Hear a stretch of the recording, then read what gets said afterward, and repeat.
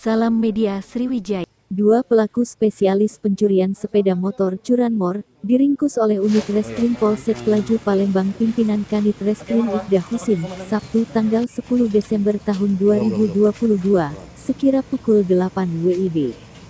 Belakangan diketahui bahwa kedua pelaku tersebut dibawa dari Jalan Kapten Robani Kadir, persis di depan kantor Lurah Kecamatan Pelaju, dan dua pelaku tersebut ialah Dandi alias Sonen, 23, dan Yandri Hidayatin alias Andre, 23, keduanya warga Jalan Kapten Robani Kadir, Kelurahan Talang Putri, Kecamatan Pelaju, Palembang.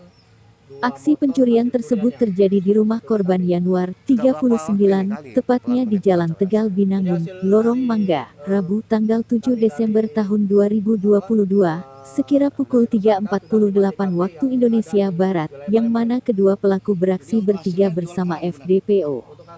Ketiga pelaku ini melancarkan aksinya di rumah korban dengan terlebih dulu membobol kunci gembok pagar rumah korban.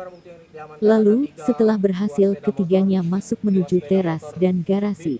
Dengan menggunakan kunci T, ketiganya mengambil dua unit sepeda motor yang terkunci stang, ujar Kapolsek Pelaju AKP Firmansyah didampingi Kanit Reskrim Ibda Husin saat ditemui di Polsek Pelaju Palembang, Senin tanggal 12 Desember tahun 2022.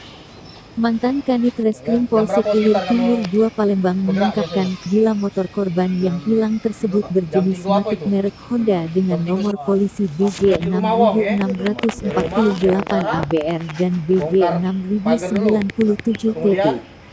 Atas kejadian tersebut korban akhirnya membuat laporan ke Polsek Pelaju Palembang.